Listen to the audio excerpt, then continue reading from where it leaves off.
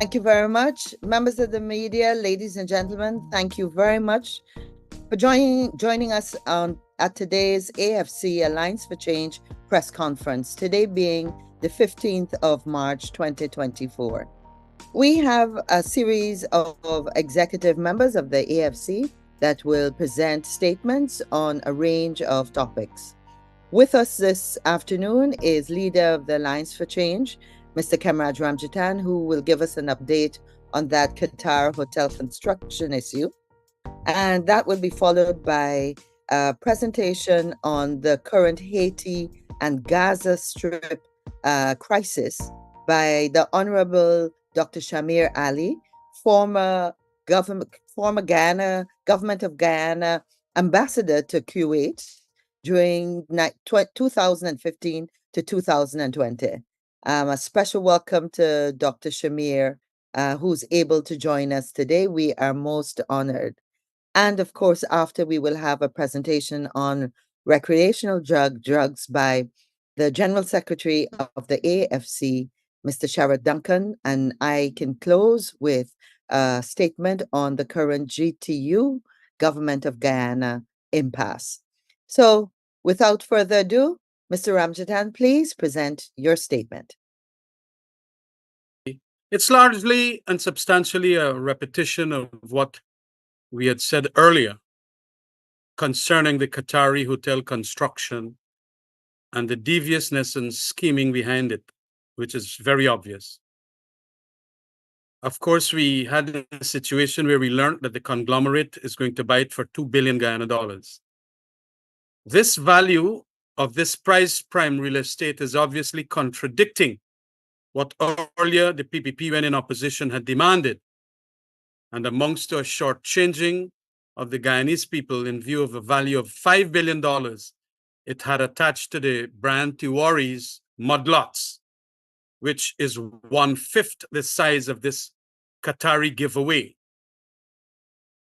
There is no doubt massive corruption in this government scheme, just like the PPP sale of GT&T shares to the Chinese. And this, if indeed the lands are government and state-owned, because, as far as we know from the City Council now and from transports that I have seen, it might be selling what it does not own. The AFC is aware that the disputed lands were conveyed to the city of Georgetown by its previous owner, Mr. Hogg, for recreation and educational purposes. This ownership dispute ought to be settled first before any sale or construction commence. For more than a century, this presumptive right of these lands in the city was the settled position. But it seems Jagdeo, Go Invest, and Lands and Surveys Commission now can produce their magic to get ownership in whomsoever they want. Additionally, the AFC is aware that there will clearly be a surplus of rooms in view of the more than 10 hotel developments which have been projected, some already having commenced. Bringing a rich foreign company to add to the room supply will certainly provide unfair competition and will put many of these local investments in the red. Moreover, the support the government is giving to the Qataris has vastly exceeded any support given to local companies. It is a betrayal of trust by this government, and which goes against the spirit of local content.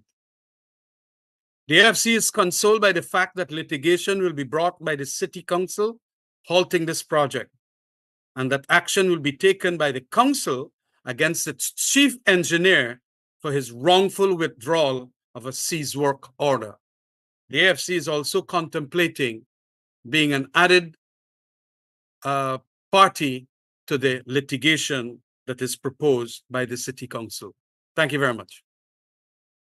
Thank you, Mr. Ramjatan. Dr. Shamir Ali, please go ahead. Dear Kathy, thanks for this invitation. My first presser. Ramadan Mubarak. Good afternoon and namaste to all, and a special greetings to the media. Crisis in Haiti.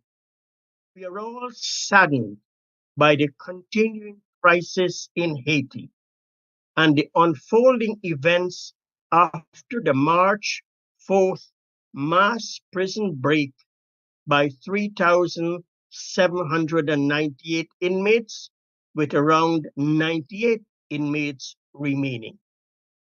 A deployment of 1,000 Kenyan police officers to help quell gang-fueled lawlessness in Haiti is on hold until a new government is formed. Kenyans speak English and Swahili. Expect all foreign troops not speaking Haiti's two official languages, Haitian Creole and French, will be at a severe disadvantage in a highly volatile condition, including loss of lives. Today, more than 80% of the population lives in abject poverty. Daily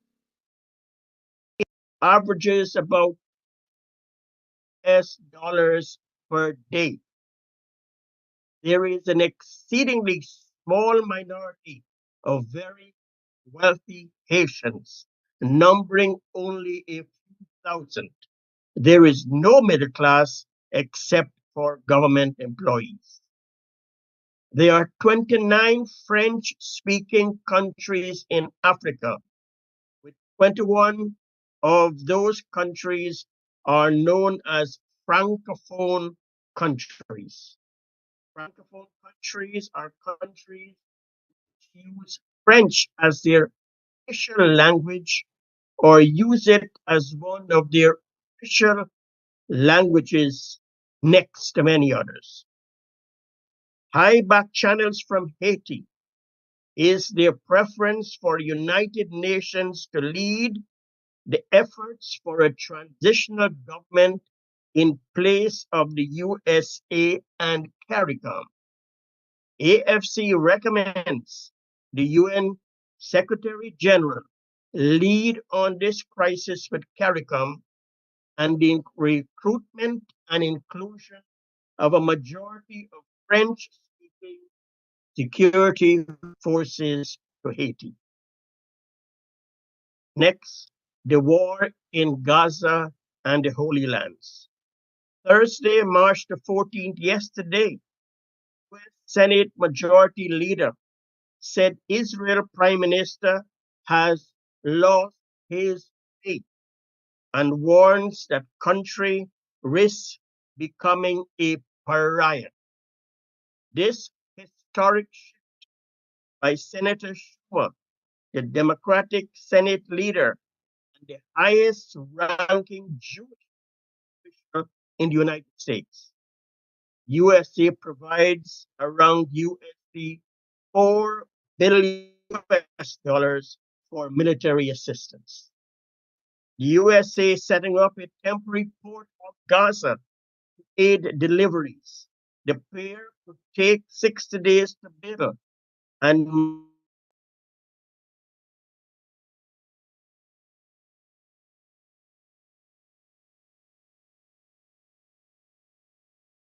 (141 square miles). Oil or gas fields are larger, especially one that's worth USD $500 billion, 1,525,000,000 barrels of oil resources. AFC urges the government of Guyana and its United Nations representative ambassador serving as the chair of the UN Security Council for the month of March 2024 to lead the way for a permanent ceasefire and a two-state solution. This is the holy month of Ramadan, and the Israeli authorities should allow Palestinians to offer Ramadan prayers at their Al Aqsa Masjid without further hindrances.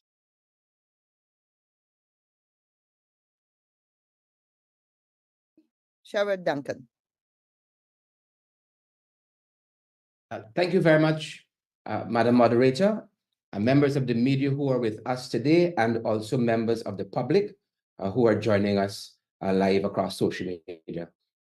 The Alliance for Change has noted a surge in narcotics and recreational drug use spreading across Guyana like wildfire. At an abandoned house in Grove, a large quantity of cannabis was discovered just yesterday. Authorities destroyed 2 cannabis farms spanning 7 acres at Ibini Bakdam, Berbice River, yesterday as well.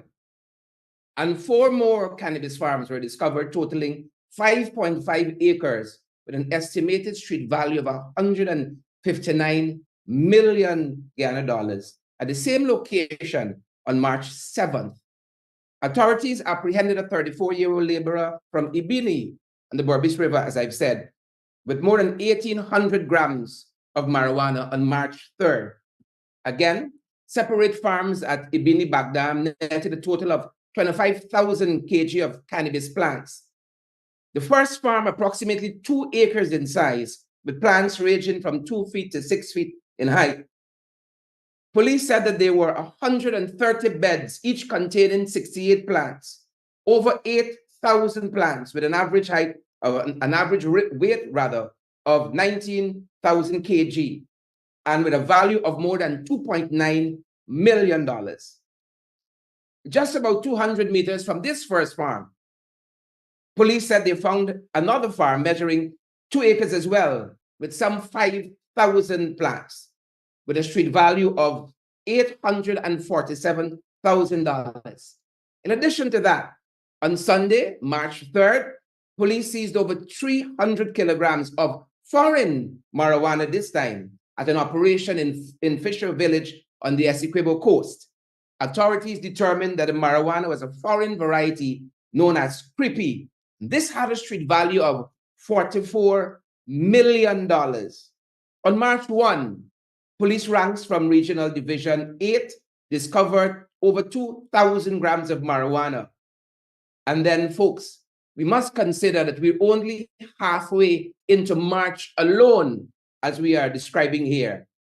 It is apparent that as sugar and sugarcane harvesting wanes, the new green goal has become the pervasive and ubiquitous sprouting marijuana. We congratulate law enforcement for their efforts, and we note as well that for small quantities of marijuana, there's usually a name supplied in the reporting, but for acres of land being farmed, the owners are always unknown. The pattern appears to be consistent with cocaine busts locally. We remind Guyanese that on November 5th, 2020, Belgian authorities uncovered 11.5 tons of cocaine in a shipment from Guyana of unknown owners thus far. On December 1 of the same year, the Netherlands authorities discovered a ton of cocaine in rum from Guyana, the owners unknown thus far. Additionally, the Alliance for Change remains concerned about the carnage on our roads and waterways on a daily basis, with the most recent victim of road carnage being 12-year-old Justin Titaram of East Kanji, Berbice. Our thoughts and our prayers go out to his family. We are well aware that the truck that ended his life belonged to a high-ranking official there in the Berbice region. The Alliance for Change says, let justice be done. We are cognizant that in our present circumstances in Guyana, justice takes a long time. A finance official knocked down and killed a young Berbician teacher a year or two ago. The family still waits for justice. A PPP Region 6 official again, in similar fashion, killed a pedestrian about 2.5 years ago. That matter, we believe, is still awaiting a conclusion and the legal opinion from authorities. Thankfully, folks, or rather, a PPP member of parliament about a year ago knocked down a 12-year-old and fled the scene. Thankfully, on that occasion, the child survived. Guyanese understand all too well that under the current government, justice takes a long time. Finally, ladies and gentlemen, we are equally concerned about the daily fires and wildfires that continue to rage. The most recent fire being at Ansgrove just yesterday. We look forward to the government's intervention, like justice, whenever it comes.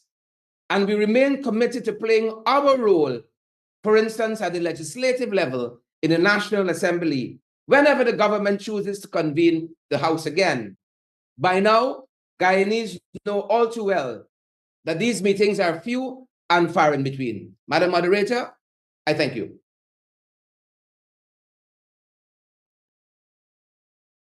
Government.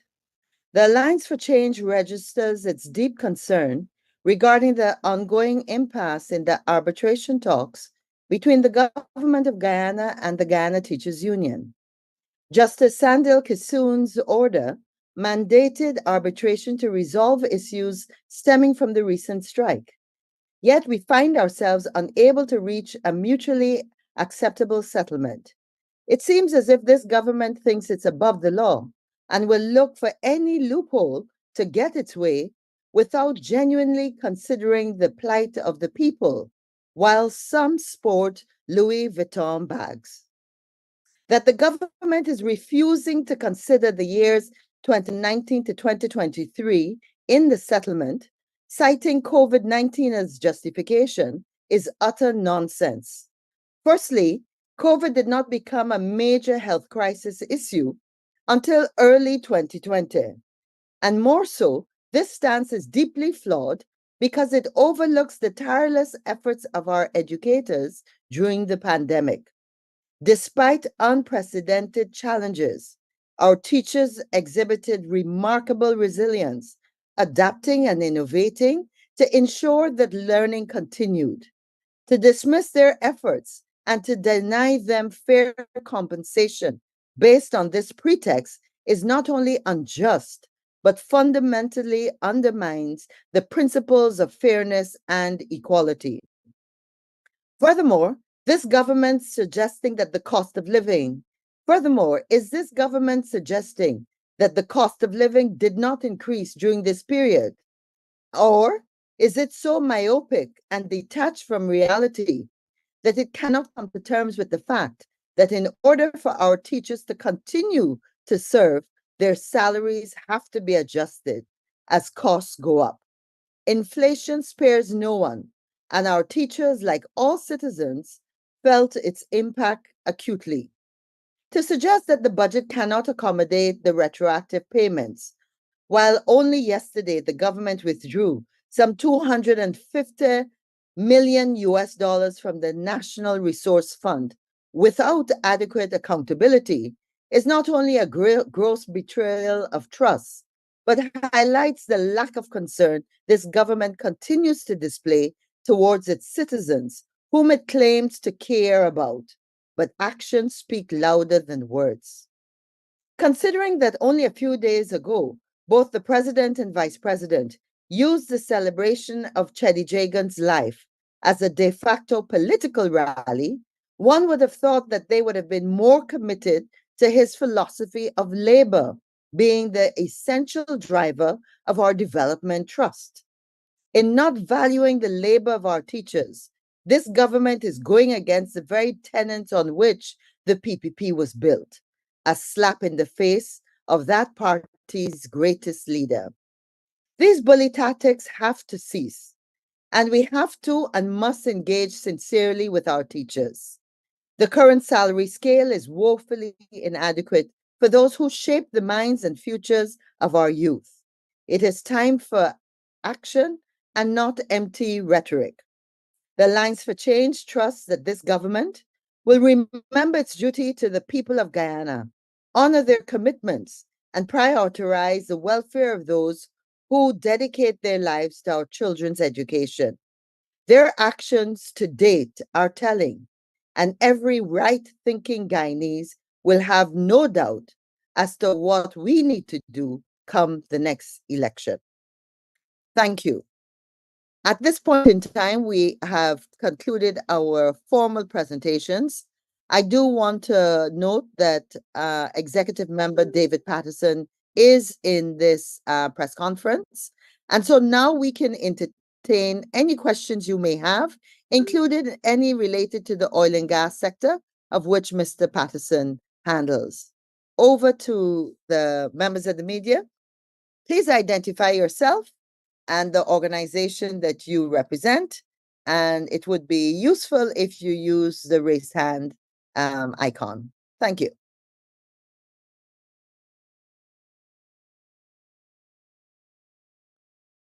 Thank you, Ms. Please Thank go you. ahead. Svetlana Marshall from News Source. I have several questions, but I'll start with MP Youth. You spoke about the ongoing dispute between GTU and the government.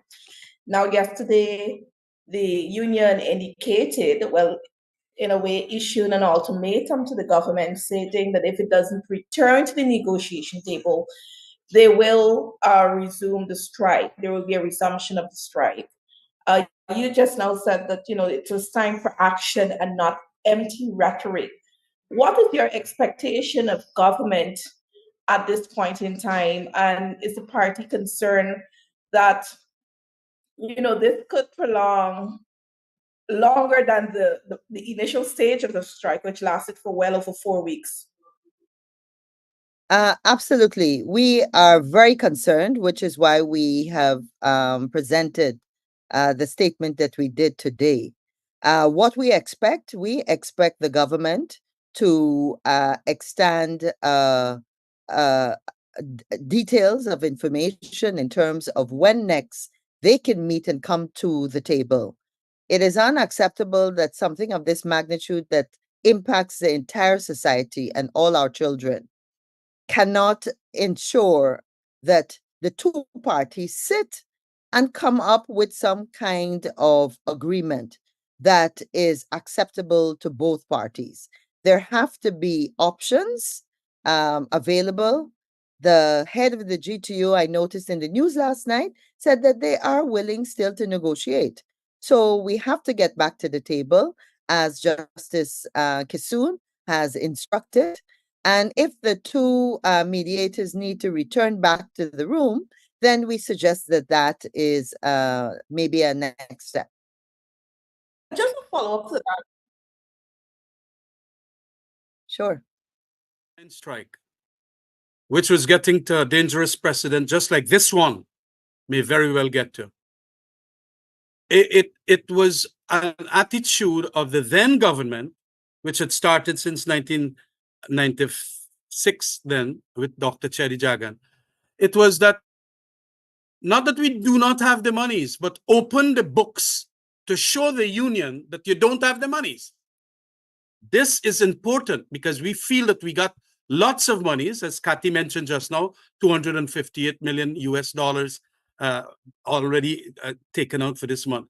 Open the books to show indeed that you do not have the money, because as we know, they come for 2 or 3 financial papers, a supplementary appropriation to do all the money. We know that they have the money.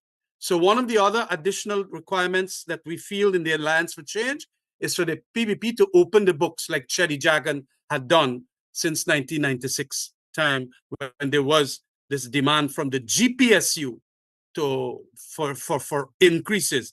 Remember, as finance minister then, Jagdeo had said, we only can give 4.6% increase. And when the books were opened, Svetlana, you probably are too young to know, when the book opened and Mr.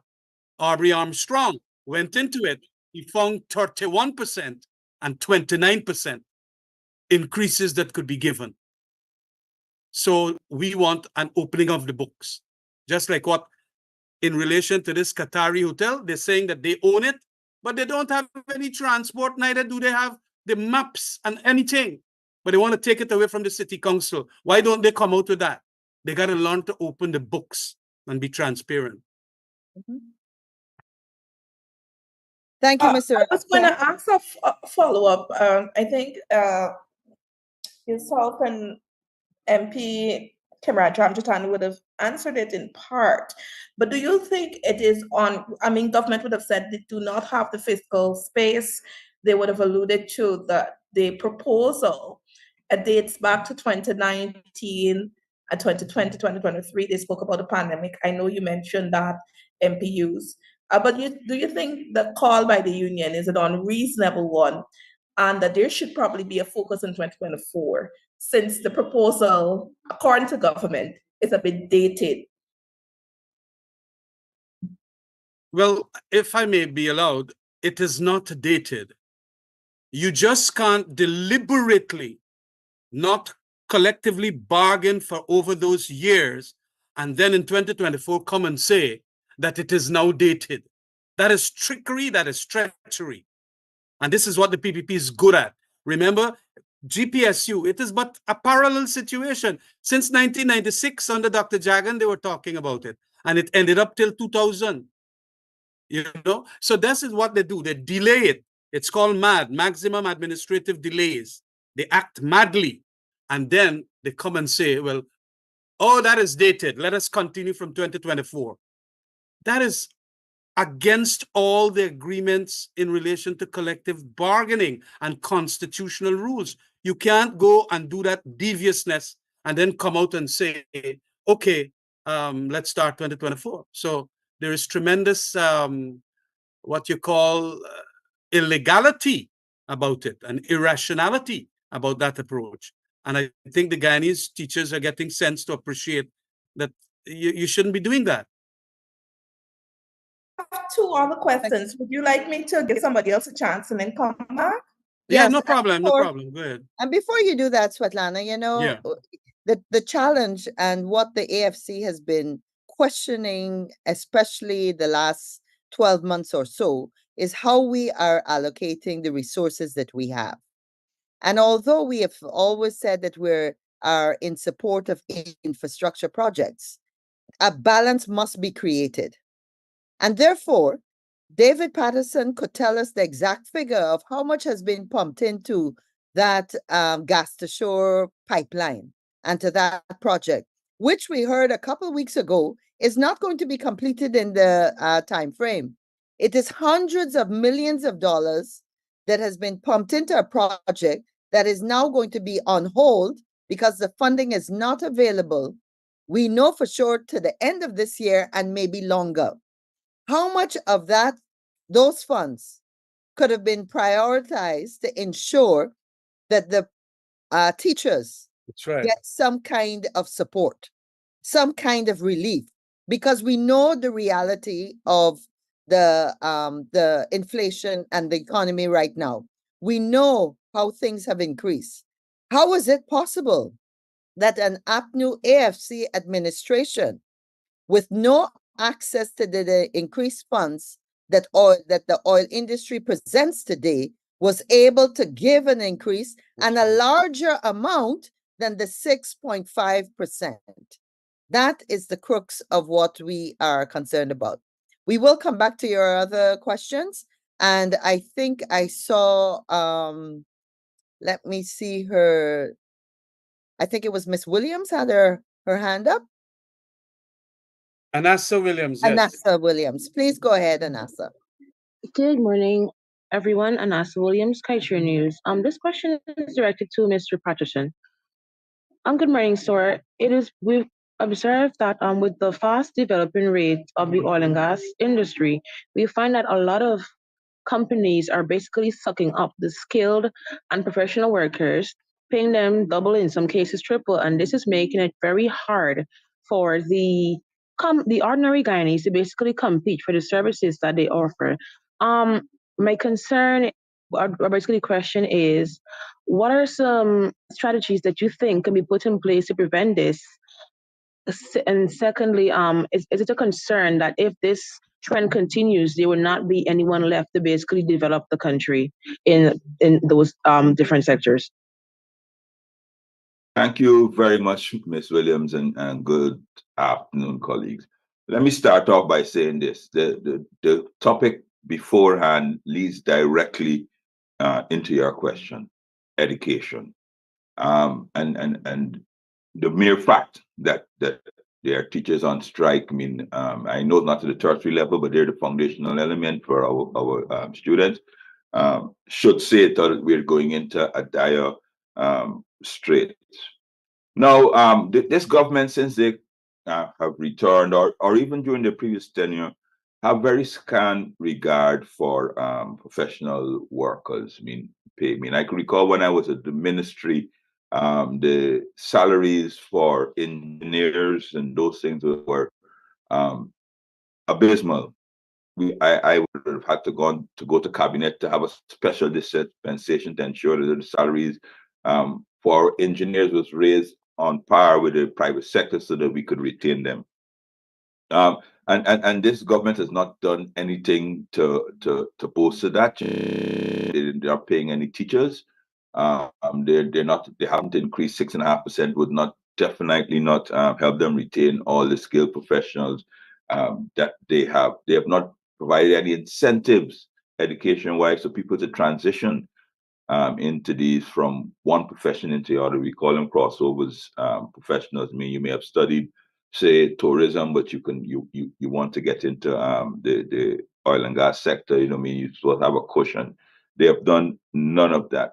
All they have been doing is promoted low-end skilled laborers. I mean, they pumped a vast amount of money into the sugar industry. They pump vast amount. They're giving great concessions into the hoteliers, I mean the Qatar hotels and those things, and that which will end up with low-paying jobs. So in the end, and this is what we've been saying, in the end, we will have a paucity of technical staff, and they've already shown that they will be going to, they're willing to go and import workers from other countries instead of promoting Guyanese workers. I want you to recall that when there was a local content bill, as well as the petroleum activities bill, we in the Alliance for Change in particular, and well, the joint opposition, made several proposals. One of them to look specifically at these issues for oil and gas, and one of them was to demand that for every oil field or every development that are under production, that a minimum of $3 million per oil field be given straight directly to UG to help train more persons. So there are 3 oil fields now. It means every year the minimum of $9 million, in our opinion, should be going directly in addition to what they get to the university, get to help them boost their capacity and help us train more. Of course, this government refused all of that. So in the end, I do think that without any planning, we will be in a position where we have a shortage of workers. And we also have to be worried about the mass amount of infrastructure being undertaken by the government. And they have lost, from my count, about like 50% of the trained engineers in this period since they're there. So who's actually supervising and designing it, these works? That's why we have the great call that poor workmanship and shoddy workmanship here. So we have always said it out. I mean, we free education. We as a coalition, we demanded free education. The government has said, no, you have to prove you've been in Guyana for all this while before you get free education at the tertiary level. So they definitely don't have the Guyanese public at heart. Thank you, sir. Yeah, a very good day all panel. For Dr. Shamir Ali. Now you talked about Haiti and the Kenyan troops going there, they can't speak the language. Haiti is in CARICOM. And this situation wasn't an overnight situation, it was developing. What is it that CARICOM could have done to prevent this situation from getting to where it was? Bearing in mind that there was a CARICOM summit, was there a report on the situation that was brewing in Haiti? Adam, yes, there were reports, but there was no leadership. Nobody wanted to take the bull by the horns and to find a problem. Haiti has been a lingering problem for many years. But CARICOM leadership and the administration, CARICOM headquarters, have done all the paperwork and the reports, but nothing substantial as what is happening after the prison riot. So we have let the ball just drop. We dropped the ball. The googly just hit all the wickets with a wicket sprawl. We have failed with all due respect. No naming, but the entire administration in CARICOM has failed. And the suddenly jumping up and shouting and raising arms are not the solution. It's an inherent problem. And we don't appear to want to address the inherent problem and listening to the people. The persons in Haiti at the top of the hill, the top 1%, are making the decisions for the 90+% at the bottom of the hill in Haiti. And that is the part of the problem. There's no meeting of the minds, there's no discussion. Is the ruling class continue to be with the Western support, and now CARICOM is joining it. So the recommendation from my back channel is for the listening to the people. That's democracy. What the people wants, and they're prepared to go to the ballot, but with a United Nations main driver as the organizer. They have very unkind words to say about CARICOM, and each leader, I've heard them, I've heard about the American, very disparaging remarks. That's what the people are saying.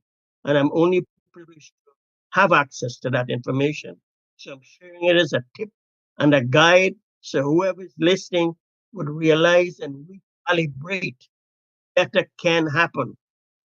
Mr. Barbecue himself has said they're ready to the table, United Nations Secretary General. They're not Quick thinking follow- about, Oh, sorry. yes. No, a quick follow-up then, and this is for the wider panel. There was a problem, and there is a problem in Venezuela. All right. But the fact of the matter is that many of the countries opened their borders to Venezuelan migrants. Why has there not been a similar reaction to the Haiti issue? Could I? Yeah. It is obviously racial. And let me tell you something. I have been a member of the public security unit there as minister, leading member. And it is, in my opinion, looking at the demeanor and even the expressed words of some of the CARICOM leaders, they always give the impression that Haitians are second class in the CARICOM community.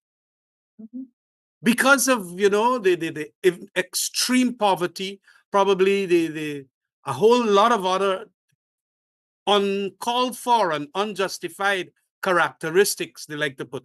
And this Guyanese government, because I know of what the PPP's position were, they are even worse than other CARICOM countries.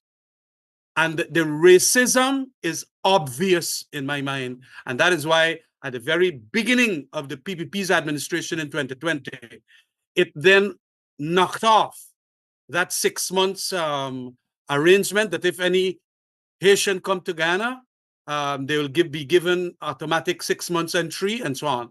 They gone and asked the Haitian people, the Haitian government, you got to get a visa to come to Ghana. And then the refugee status, if they come to Ghana and they want to apply for refugee status, it was made very, very hard and long, the process and so on. So that is the reason Adam. But because of the huge problems created with this prison break and all of that, and there will be now boats going to Jamaica, boats going to Bahamas, boats going to other islands, and even probably coming to Ghana. All of a sudden, you see these CARICOM leaders doing this kind of thing. But for a long time, we were saying that we have to be a lot more compassionate, as the new AFC coalition had done with people. And we know that when they come to Ghana, and I'm talking specifically Ghana here, about 34,000 of them, the PPP used to get the impression that we putting them on the voters list. A most dastardly presumption from that set of despicable despots you got at Freedom House. But out of the 34,000 or whatever it is, a lot of them just used Guyana as a front entry for French Guiana. And then they also left via Brazil for a number of other countries in Chile and Peru and so on, where they got families. And so it is important that we sometimes, because, you know, Guyanese used to do this thing. They used to go backtrack via Mexico and all of that. And plenty East Indians that supported the PPP used to do that. And the PPP used to allow it. They used to get all kinds of fancy names. The Baldeo guy that used to do all kind of thing and so on. But now, because there's Black people coming from Haiti, they feel all kinds of things. It is racial. It is nothing else but racial. I just want to remind Adam and everyone that prior to 2015, Guyana was considered one of the lowest groups within the CARICOM community. We have to remember that we had benches in Trinidad and in Barbados. When I was president of TAG, I think it might have been 2005 or 2008, there was one day alone when 16 Guyanese, hardworking Guyanese that went to Barbados, on one flight, 16 people were sent back. And we all know that that was the norm.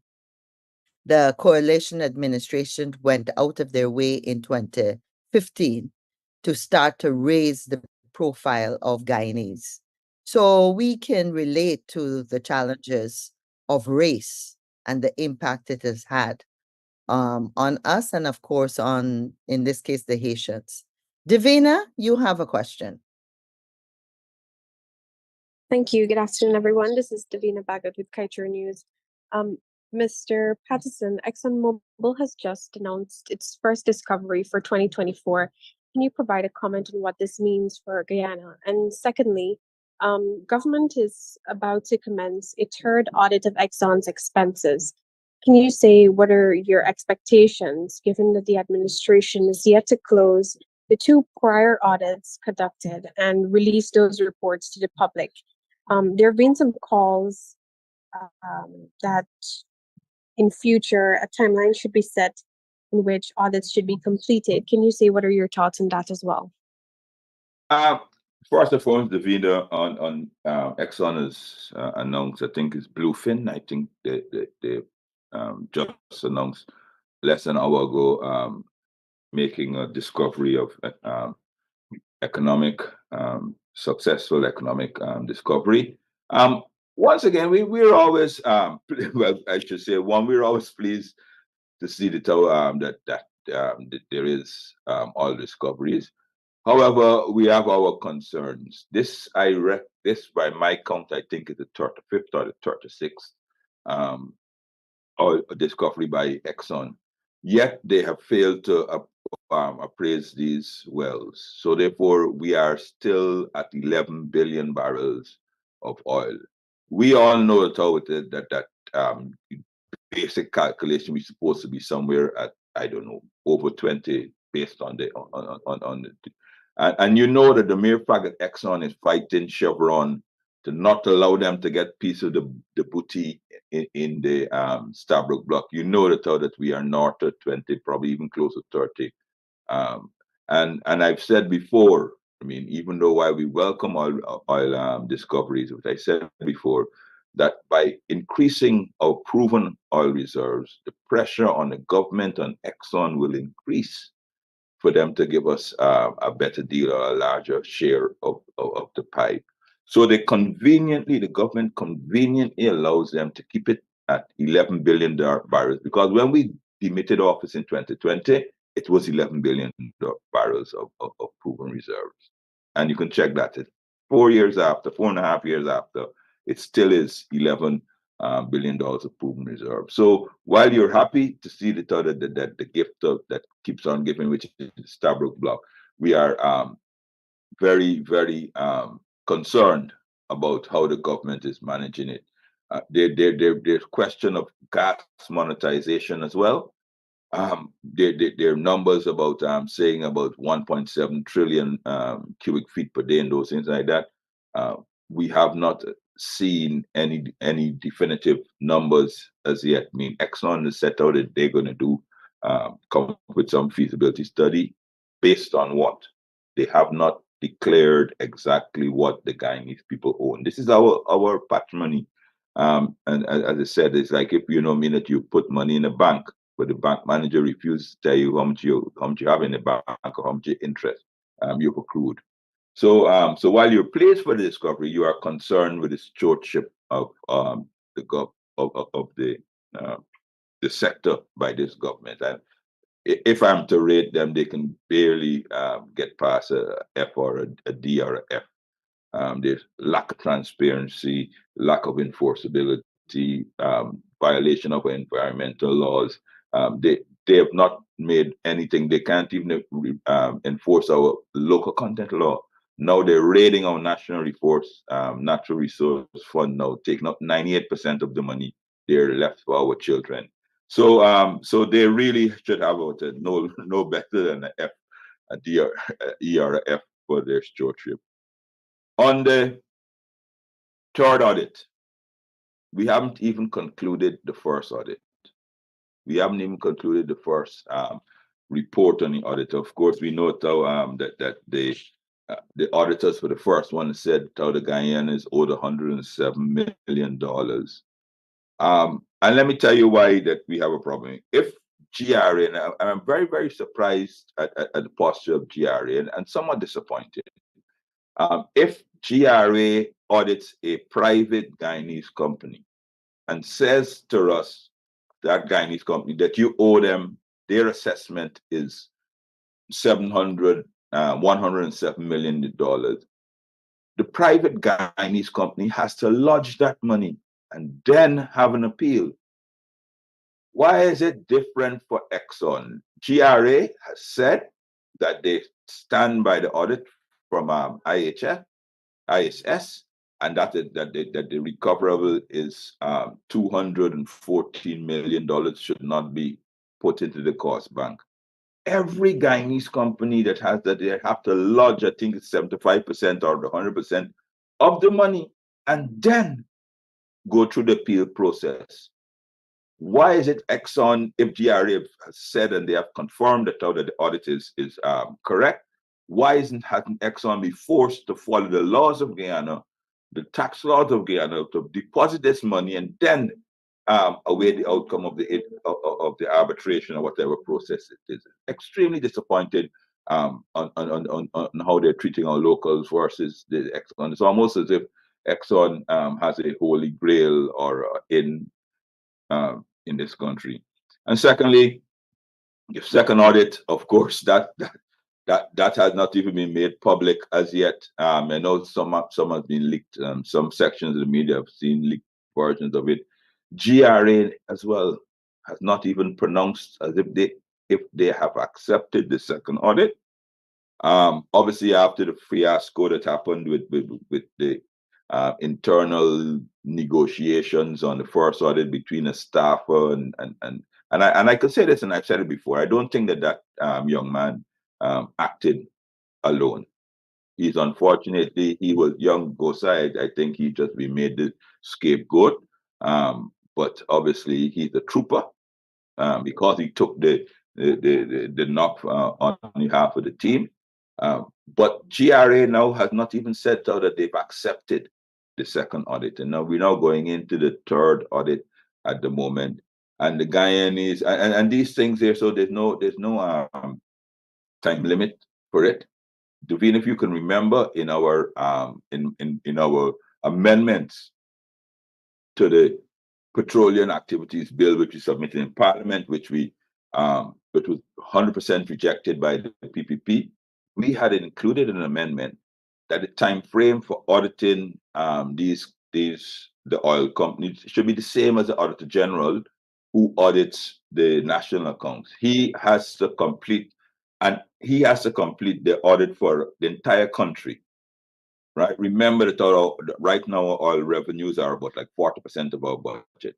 The Auditor General is given 9 months to audit the previous year, and he's auditing twice the amount of money. Well, not really twice the amount of money, but he's auditing equal amount of money, equal staff.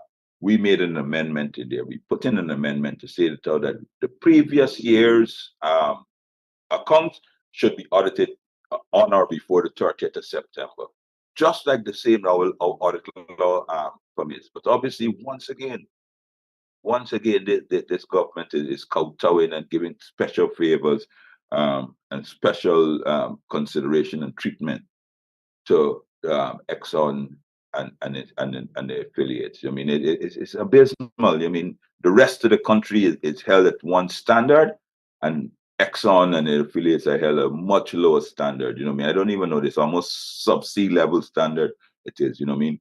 Any person that has a problem, and we know this, and everybody here knows that GRA, if they assess you, you have to put your money up before you can even appeal it, but not Exxon. Thank you. Patterson, thank you. Any other questions from any of our representatives of the media today? Yes, I have. Okay, please Sorry. go ahead. That's Sorry. okay, Adam. Please go ahead. No, this one is Mr. Ramjatan. You talk about joining City Hall in that land issue they got out there. Now, City Hall is contending that it has one transport or what have you, and the government is saying another. Now, you are going to join this controversy, this issue, what have you. Why do you want to join it, sir? What evidence are you going to the table with? It is a show of support for the city. I only spoken to the mayor this morning, indicating that indeed that I also would want him to share with me a number of the other documentation. But I am aware, as a member who was with a former chairman of the National Parks Commission, he used to be called Sugar Boy. He come from Del Street here, just 2 houses from my place. And I recall, because I was a member of his Section K Campbellville group, not Section K, it was a Section Campbellville PPP group. And we remembered, I recall when he was indicating to me that nobody could take it away. Although there was a proposal when Jack Day was in the presidency, that he wanted to know about the characteristics of those grounds. And he, as National Parks Commission, was very strong on it. Those are things there for purposes of environmental and ecological, not ecological, but more or less recreational facilities. And he had indicated that is why Barrett, as president and so on, didn't touch the thing, because he got his own strong man in Sugar Boy that said, I forgot his correct name, but he was chairman of the National Parks Commission, said he can't go and touch that. That is for playing cricket, softball, this, that. For the people of Georgetown, so many 100,000 people we got, they must go there. But this Jagabat now feel that he could go and take away the thing by some magic and go invest Peter Ramsarup and go and get people at the Land Surveys Department. So I feel that there is a need for all Georgetowners to come out and support the city council in not making that another scheme of the PPP to ramp up campaign funds, because I'm certain there would have been arrangements made with that sheikh or whosoever he's from, that Middle East country. I am absolutely certain. And indeed, if they had gotten the transport, they would have put them out. And all the maps which relate to that transport or is referable to it. So I want to give the City Council my full support in the matter, and we will be finding some added person once, of course, they file their litigation. Just like I think the GTUC has filed on as an added party and was granted that status to help in the cause with the striking teachers. And just before, if I could sorry. add, Adam, Yeah. to Kamraj's response, we have gotten no information on what the land use policy regarding that area is going to be. So culturally, historically, the seawall has been the place where Guyanese go and relax. You don't have to pay money to go to the seawall, to pay to sit there to enjoy it. It's there for everybody. Now, when a five-star hotel builds in the same area, do we really think that ordinary Guyanese are going to be able to go there with their push carts and sell the little hot dogs? Will we be able to play the music? The folks that run a couple movies, the families that go there all the time, especially on the weekends, afternoons, what limitations are going to be thrust on the Guyanese people? Who is now going to say that you can't use that same area that for decades has been our belonging to each and every Guyanese? So that also is an issue. And we should be asking, how is it going to change? What is the land use policy for the area once the hotel is built? Let me, Kati, Adam, this is not, and I support everything that my colleagues have said. Adam, here is the strange thing about this this deal. It's nothing. I mean, as I know, the Qatari company probably came into the genuine thinking that they were dealing with genuine, honest, upright individuals. Unfortunately, they may not have dug below, checked below the veneer that there's nothing upright, genuine about these about this government. But Adam, I submitted on the February the 26th, I submitted several questions to the Parliament on this particular issue, including the how they transferred it. These are the questions. I won't read them now, but it's a public document. And how is it transferred? How is it valued?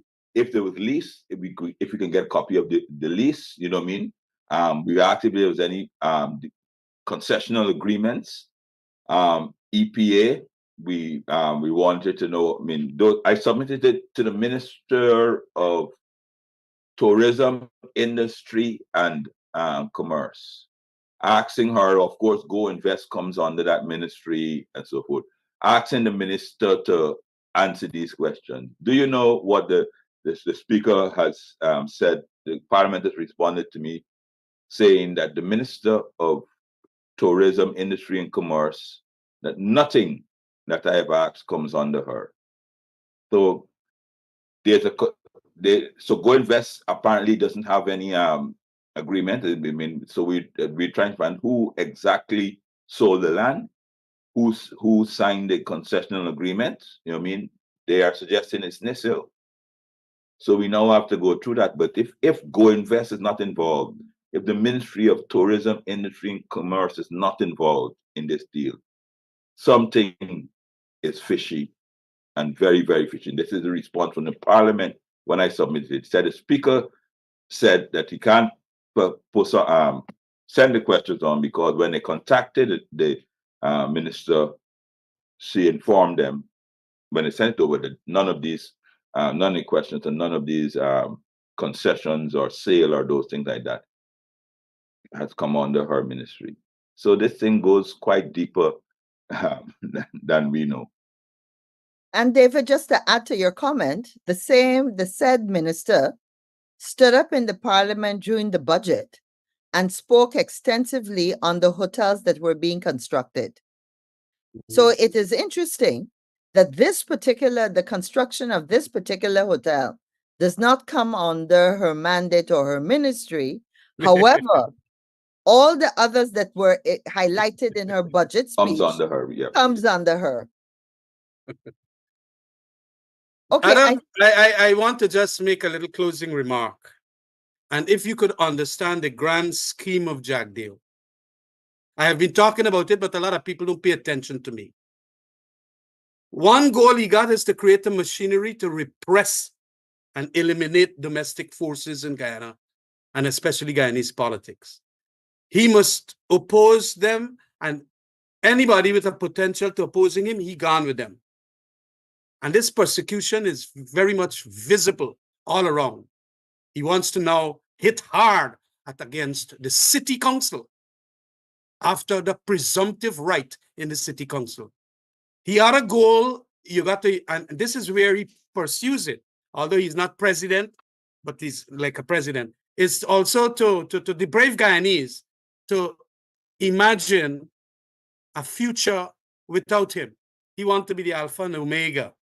And that is the problem, that he does not want to be hemmed in by Parliament, by the Constitution, by the City Council, by political opposition, even the press, and even the courts.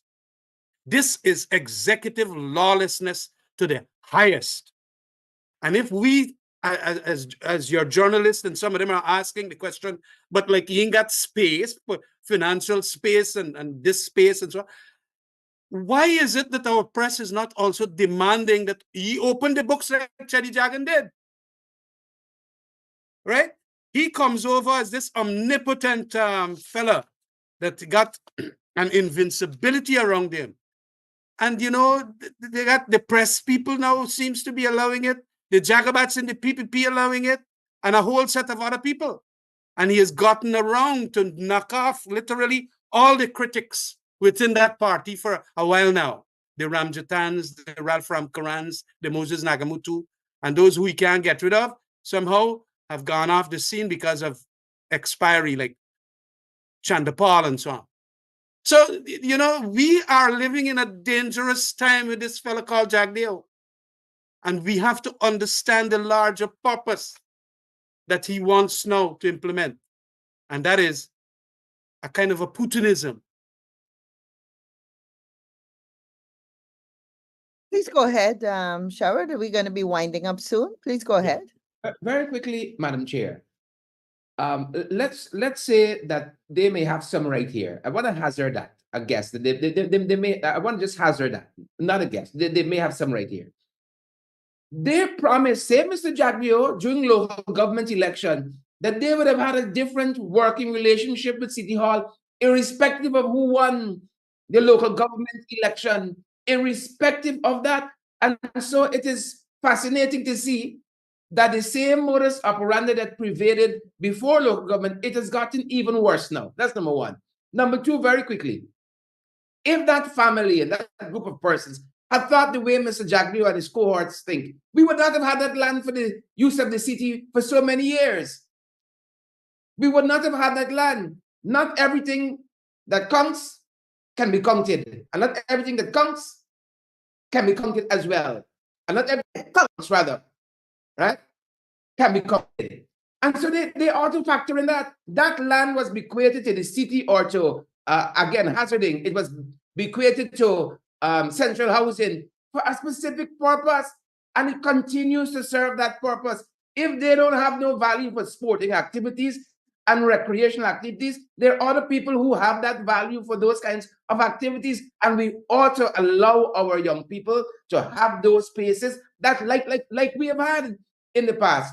Secondly, and finally, Madam Chair, I noticed that the lands and surveys very quickly jump in who owns it. Again, raise the point, huge tracts of land is being farmed in this country for marijuana use, cannabis and so on. Huge tracts of land. Why doesn't the authorities there, the surveyors there, jump in quickly and tell us who own those lands? We only hear about the small fishes, but the big ones seem to be elusive. Who own all of those tracts of land? Region 6 and the Berbice Rivers and so on. It being farmed up. Be quick to jump in and tell us that too, lands and surveys. Thank you very much, Madam Moderator. Very much. Mr. King, we will take your question. Go ahead. Thank you. Good afternoon, folks. This is Kamal King from Oil Now. I wanted to ask about proposals from Trinidad and Tobago for Guyana to cooperate with them on certain oil and gas ventures. A while back, Trinidad was interested in Guyana potentially using its refinery to refine our oil. And then now more recently during the energy conference, we saw officials from Trinidad who were here talking about the potential for Guyana to use their infrastructure to process our gas. And our government doesn't seem too keen on that. The vice president said recently that it has to be there has to be an assessment of the cost and the feasibility, but he seemed not willing.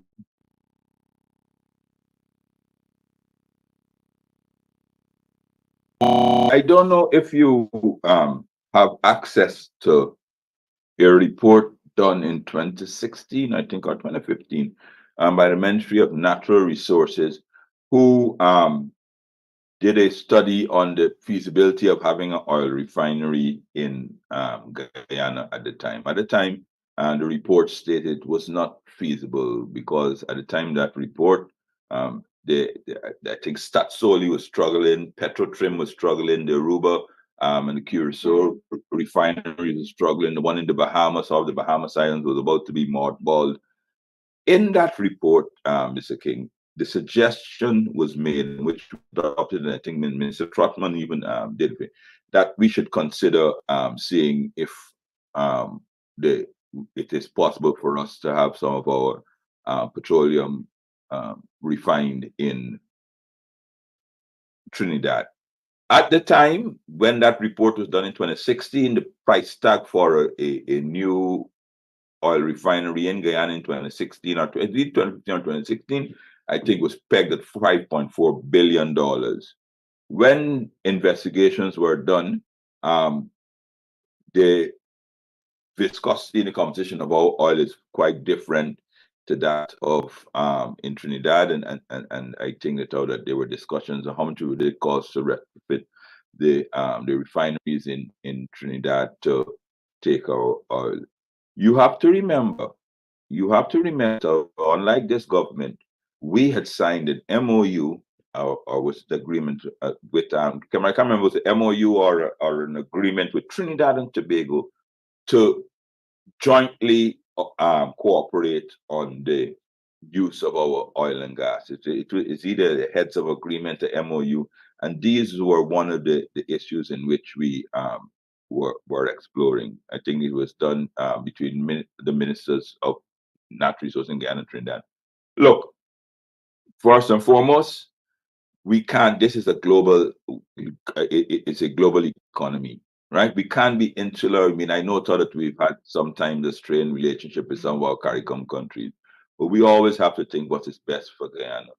And if that is the best route or the most economical route for us to get us some energy security, I don't see anything wrong with this. I could remember a discussion, and just allow me, Kemrat, with the Prime Minister, former Prime Minister of Trinidad, of Jamaica, PJ Patterson.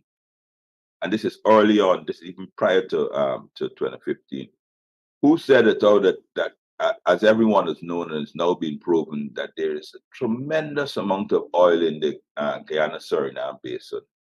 However, our politics, our non-cooperation with each other would and which he was surmised as being fueled by external forces, didn't allow us to agree so that we could jointly explore that Guyana-Suriname basin.